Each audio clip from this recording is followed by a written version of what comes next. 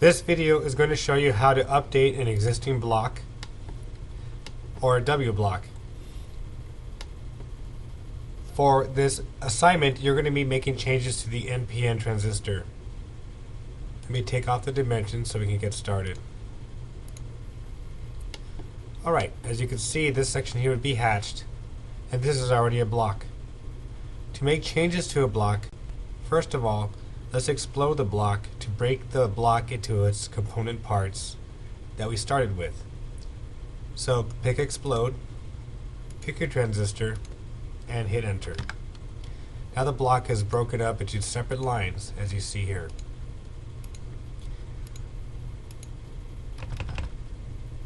Let's add a hatch to this. Also trim off part of this or get rid of that. So I'll click on hatch. The ribbon will change. It is a solid hatch. Find this section right here. If it is a closed entity, it will find that portion automatically. Then click on close hatch creation. You notice we did everything again on layer 0. You never make your blocks on any other layer. So now we have made our simple adjustments to this block. So let's resave it. Type in block, activate the command, search for your NPN transistor, which has the old style. Repeat the process you see here. Pick a base point. I believe it was right here. Select objects.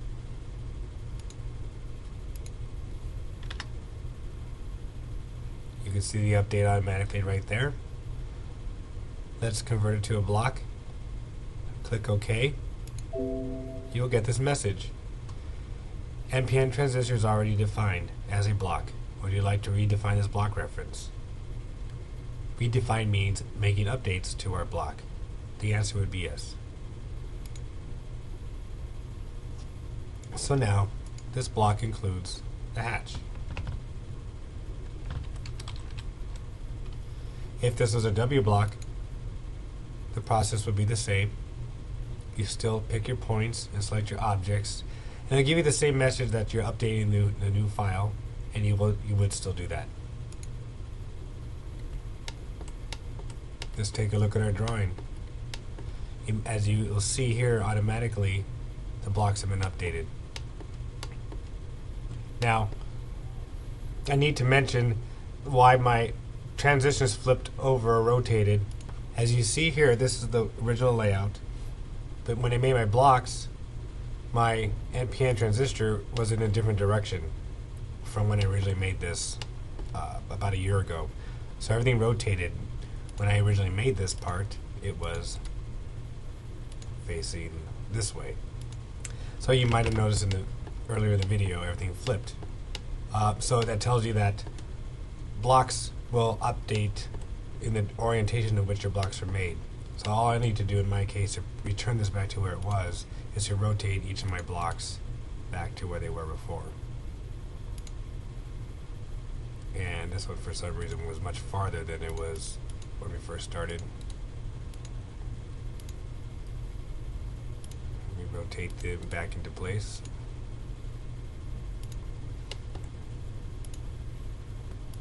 Let's hope that this situation does not happen to you.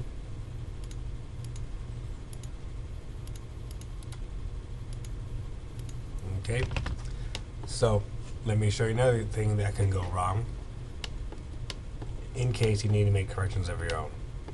Here's my resistor, which is in the drawing in multiple places. There's my base point on the left there. If I, however, make changes to my resistor because I drew it wrong for some reason, let me make a modification to it.